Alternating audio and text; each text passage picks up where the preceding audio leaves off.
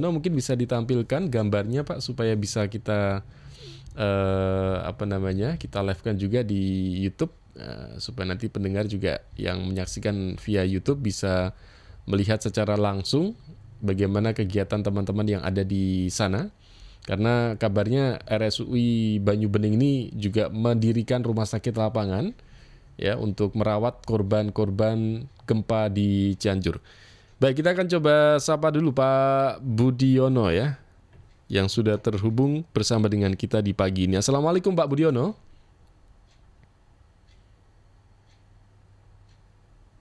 Halo, Assalamualaikum.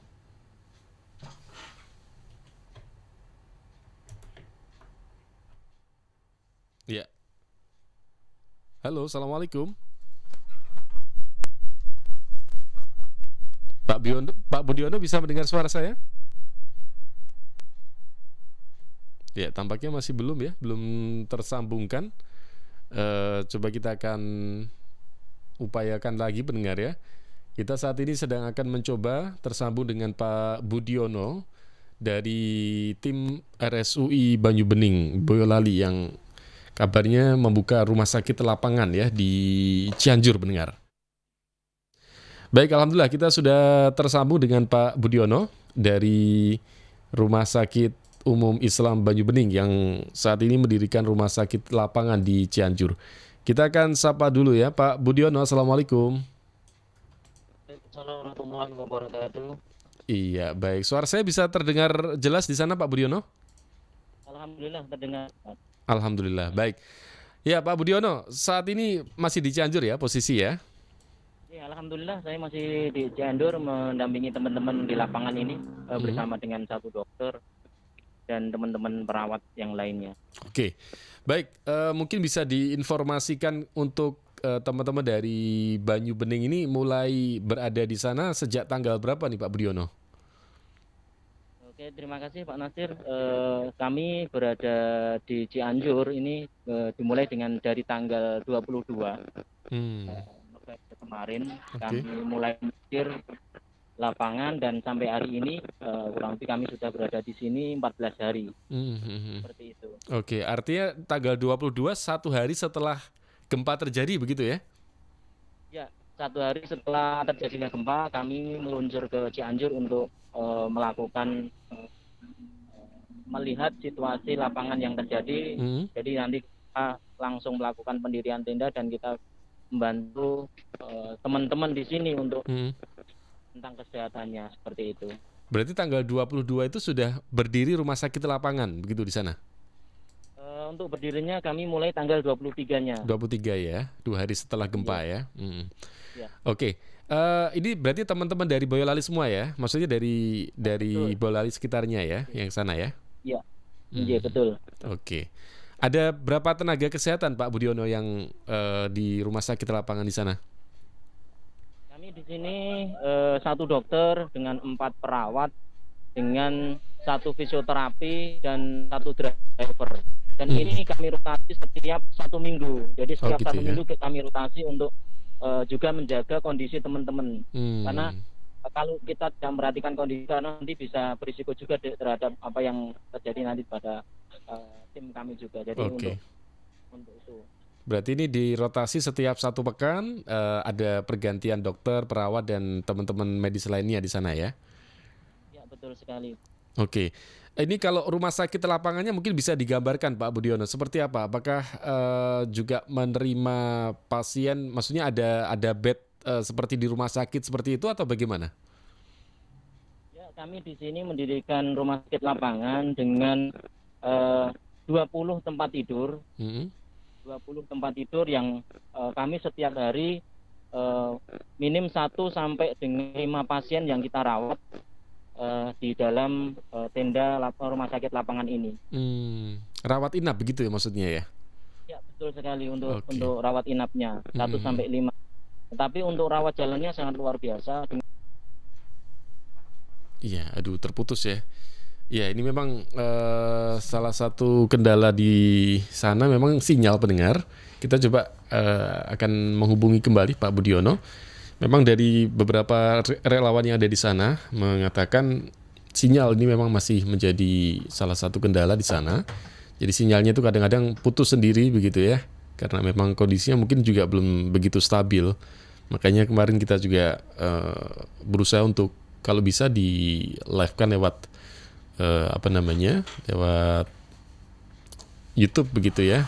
Tapi memang kendala sinyal yang kadang-kadang menjadi persoalan di sana. Jadi itu tadi disampaikan ya beberapa hal terkait dengan teman-teman dari rumah sakit lapangan ya, dari Rumah Sakit Umum Islam Banyu Bening di Boyolali yang pada tanggal 22 sudah berada di sana.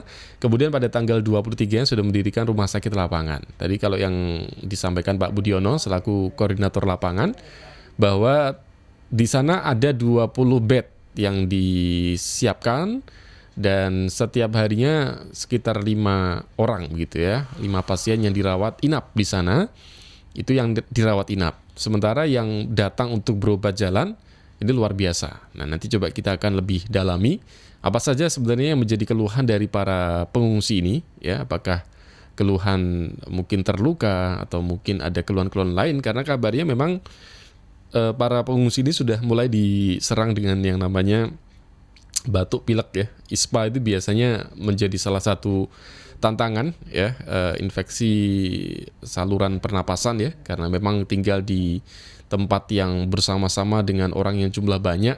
Kemudian mungkin juga dari sisi cuaca dan lain sebagainya, ini juga barangkali dingin dan lain sebagainya, atau kondisi yang kurang memadai, sehingga yang namanya penyakit memang sangat rentan sekali untuk mereka yang ada di pengungsian.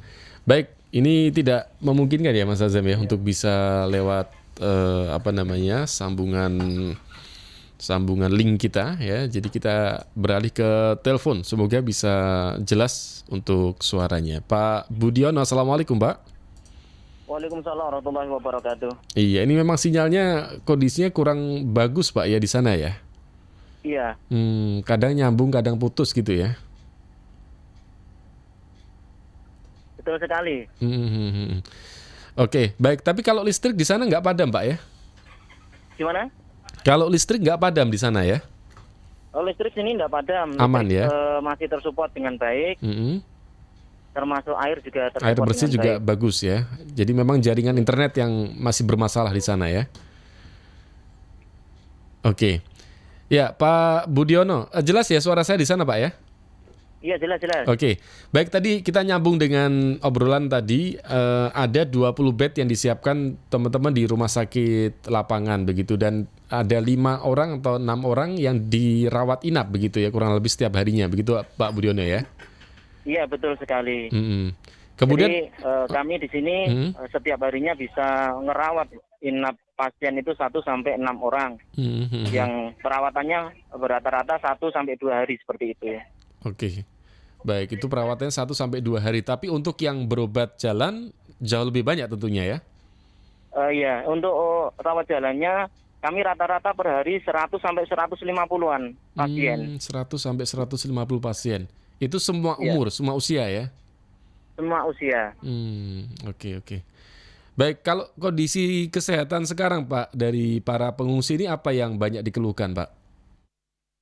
Untuk kesehatan sekarang para pengungsi itu yang dikeluhkan adalah kebanyakan itu ISPA, jadi infeksi saluran pernapasan, kemudian dermatitis, sama mialgia yang kebanyakan adalah itu kasus yang terbesar. Itu apa? Kalau mungkin bahasa yang lebih mudah dipahami oleh awam, dermatitis dan mialgia itu apa Pak? Oke, untuk dermatitis itu adalah mulai terjangkit gatal-gatal pada kondisi para pengungsi. Kemudian kulit ya. Untuk mialgia adalah badan yang mulai terasa tidak enak, keju-keju seperti itu, sakit semua badannya. Pegel-pegel gitu ya. 3 kasus terbesar adalah itu tadi, infeksi saluran pernapasan, terus gatal-gatal sama badan yang mulai sakit-sakit seperti itu. Oke. Kalau untuk yang dirawat tadi, ini kan ada rawat bisa sampai 1 hari sampai 2 hari. Ini apa kebanyakan mereka kok sampai harus dirawat inap begitu Pak Budiono? Oke. Untuk kasus yang lakukan rawat inap, ini kebanyakan adalah kasus-kasus dispepsi, yaitu kasus-kasus mual muntah, terus panas, mulai tidak bisa istirahat, kayak psikis seperti itu. Jadi kita lakukan terapi di sini untuk 1 sampai 2 hari, alhamdulillah melalui perbaikan seperti itu. Oke, baik. Ya, jadi artinya memang posko rumah sakit lapangan ini setiap hari dipenuhi oleh para para korban gempa untuk berobat begitu ya? Iya, betul sekali. Jadi kami membuka 24 jam dan 24 jam itu selalu ada. Jadi kami bismillah kita niatkan untuk membantu saudara-saudara kita di Cianjur ini untuk kesehatan beliau-beliau semuanya. Jadi malam pun tetap dilayani ya, meskipun katakanlah misalkan jam 12 malam, jam 1 dini hari tetap dilayani ya? Iya, kita di sini sudah niatkan 24 jam seperti rumah sakit pada umumnya. Jadi kita juga harus siap 24 jam. Jam berapapun saudara-saudara kita datang, maka kita siap memberikan pelayanan yang terbaik seperti itu. Oke. Kalau lokasi rumah sakit lapangan dari Rumah Sakit Bayu Bening ini posisi persisnya di mana nih Pak, di Cianjurnya? Ya, kita berada di posisi Ciwalen, Warung Kondang, Cianjur. Ini memang agak jauh dari pusat gempa, tetapi di pesisir ini sudah lumayan banyak dampak yang terjadi yang di situ membuat banyak sekali rumah yang roboh dan tentunya banyak mendirikan tenda-tenda untuk pengungsian. Oke, baik. Jadi memang agak jauh dari pusat gempa, tetapi memang dampaknya juga tidak kalah serius begitu ya? Iya, betul sekali. Ya, Pak Budiono, dari awal panjenengan hadir di sana sampai sekarang masih sering merasakan gempa-gempa susulan juga, Pak ya? Untuk gempa susulan terakhir adalah kemarin malam habis subuh itu, yaitu adalah pas hari bersamaan dengan terjadinya gempa di Garut itu. Jadi itu 3 kali susulan gempa yang lumayan luar biasa, dampaknya terasa sekali buat kita. Jadi saya total di sini itu hampir 15 kali susulan gempa. Merasakan secara langsung begitu ya? Iya. Tapi bagaimana kemudian respon dari warga ketika ada gempa seperti itu, gempa susulan seperti itu? Untuk warga tetap masih, karena sudah panik itu tetap ada ya, yang namanya manusiawi dengan kondisi seperti itu. Tetapi paling tidak ini semakin saudara-saudara kita ini, karena posisinya sekarang sudah berada di barak-barak, tadi agak tenang, jadi tidak ada rasa ketakutan, oh nanti saya kejatuhan ini, saya kejatuhan itu sudah tidak merasa khawatir lagi, tetapi kekhawatiran tetap masih ada. Oke. Baik, ya jadi memang gempa susulan ini masih dirasakan, bahkan tadi kalau Pak Budiono sendiri merasakan bahkan sampai 15 kali ya dari awal hadir di sana sampai sekarang. Nah kemudian tentunya yang namanya ketika bencana gempa seperti ini tidak hanya luka fisik begitu ya Pak Budiono, tetapi ada juga yang secara psikisnya, mentalnya juga terguncang juga. Ini apakah juga dari teman-teman di sana juga melayani semacam kayak untuk konsultasi, curhat dan lain sebagainya atau bagaimana? Untuk terapi psikis ini yang secara langsung kita memotivasi saudara-saudara kita juga melakukan sendiri secara langsung. Selain itu kita juga bekerjasama dengan Yakesma. Jadi sebuah organisasi yang bergerak di bidang untuk terapi healing bagi saudara-saudara kita, baik itu yang anak-anak ataupun dewasa, yang juga bergerak bersama-sama dengan kita untuk berusaha membantu memulihkan kondisi saudara-saudara kita di Cianjur ini. Oke. Baik, jadi secara fisiknya juga diobati, psikisnya juga ditangani juga begitu ya Pak Budiono ya? Iya, betul sekali. Oke, kemarin informasi juga dari relawan, teman-teman relawan yang ada di sana, ini anak-anak juga sudah mulai banyak yang terserang penyakit nih. Tadi Anda sampaikan ISPA ini sudah semakin banyak terjadi di sana. Apa betul anak-anak di sana sudah banyak yang terserang ISPA ini Pak Budiono? Untuk anak-anak ini di posisi yang masuk ke dalam data kami, ini sudah mulai banyak terserang penyakit. Terlebih ini kasus yang pada anak ini adalah ISPA dengan gatal-gatal tadi yang paling banyak itu. Gitu ya. Iya. Dan untuk terapinya mereka cukup diberikan obat, artinya rawat jalan begitu, tidak harus sampai rawat inap ya? Iya, betul sekali. Untuk anak-anak yang ispa sama gatal-gatal, kita berikan terapi untuk rawat jalan dengan dipantau dan edukasi bahwasanya pentingnya menjaga kebersihan itu harus kita lakukan untuk mempercepat proses penyembuhannya. Oke. Ya, Pak Budiono, selain kegiatan untuk memberikan pelayanan kesehatan dalam artian memeriksa pasien, kemudian memberikan obat, apa yang dilakukan, kegiatan yang dilakukan teman-teman di sana selain itu? Atau memang fokusnya ke pelayanan kesehatan saja? Untuk dari Rumah Sakit Umum Islam Banyu Bening ini fokus di pelayanan kesehatan yang kita berada di posisi rumah sakit, tetapi selain itu juga masuk ke setiap tenda yang ada di lokasi-lokasi dekat pusat gempa. Jadi kita bagi 2 tim untuk menyisir ke tenda-tenda yang di atas. Jadi kita tetap setiap hari kita bagi dengan jumlah yang keluar itu 2 SDM dengan 1 sopir. Kita yang di sini 1 dokter dengan 3 SDM yang lainnya. Oh gitu ya. Jadi memang ada upaya jemput bola juga ya, selain rumah sakit lapangan. Ya, betul sekali, ya. Ada yang kemudian datang ke tenda-tenda untuk melakukan pemeriksaan begitu ya. Iya. Respon masyarakat bagaimana dengan adanya rumah sakit lapangan ini, Pak Budiono? Alhamdulillah respon masyarakat sangat luar biasa, antusias dengan adanya rumah sakit lapangan ini. Mereka sangat senang sekali dan mendatangi kami dengan luar biasa.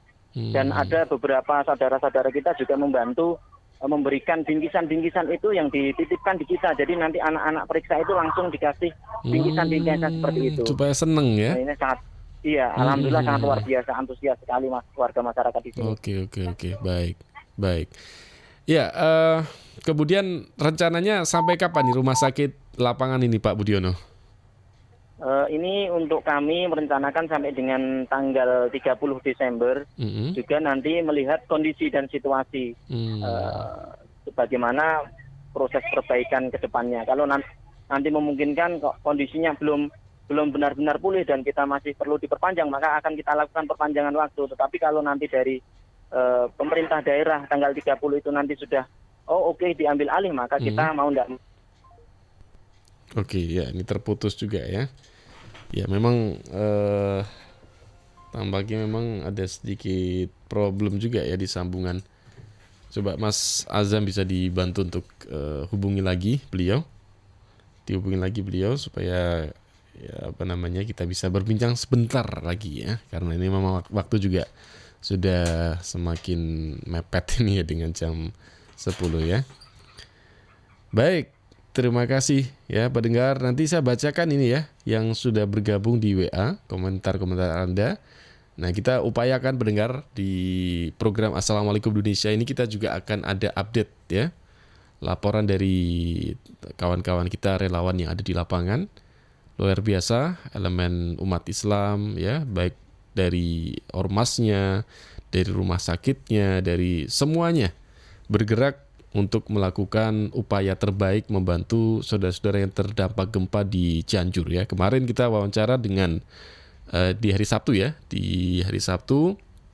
bersama dengan elemen umat Islam Solo Raya yang kemudian membuat dapur umum, kemudian juga melakukan ataupun menjadi relawan untuk pencarian, evakuasi korban dan lain sebagainya.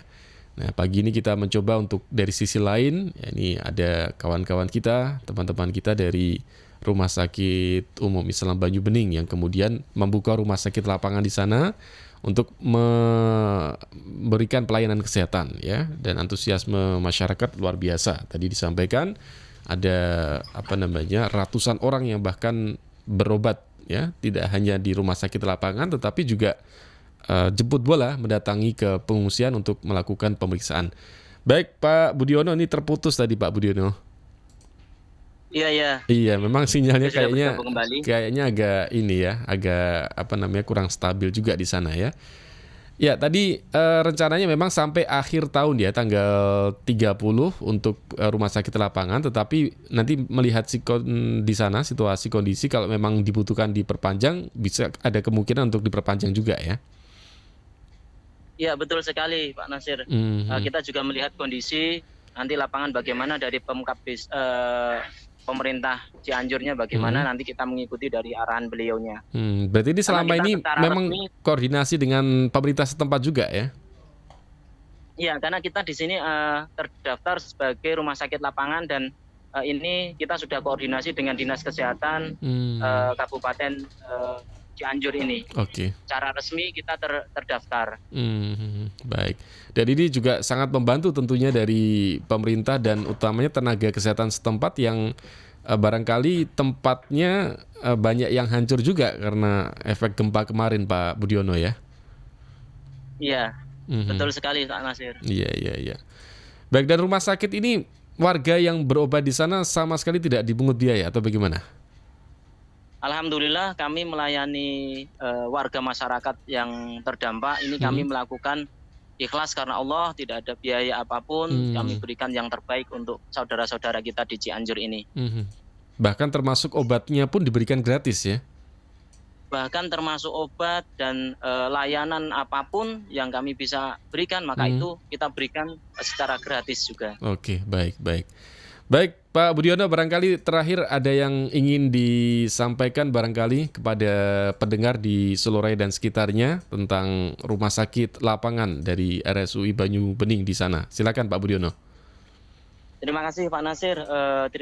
Yang jelas kami memohon doa dari saudara-saudara yang berada di Solo dan sekitarnya. Mohon doanya kami diberikan kekuatan, kesehatan untuk bisa berkhidmat kepada saudara-saudara kami di Cianjur sampai nanti benar-benar kondisi ini menjadi pulih kembali seperti sedia kala dan benar-benar kami juga nanti bisa mengemban amanah ini dengan sebaik mungkin. Kiranya itu Pak Nasir yang bisa saya sampaikan. Iya. Terima kasih Pak Budiono ya untuk waktunya bisa berbincang bersama dengan kami di pagi ini. Salam untuk teman-teman yang ada di sana. Semangat selalu, mudah-mudahan senantiasa diberikan kesehatan dan juga kesabaran dan juga keikhlasan. Baik, terima kasih Pak Budiono ya. Assalamualaikum warahmatullahi wabarakatuh. Waalaikumsalam warahmatullahi wabarakatuh. Ya, pendengar, demikian ya perbincangan kita bersama dengan Pak Budiono, koordinator lapangan dari Rumah Sakit Lapangan yang didirikan oleh RSUI Banyu Bening Boyolali ya di Cianjur sana.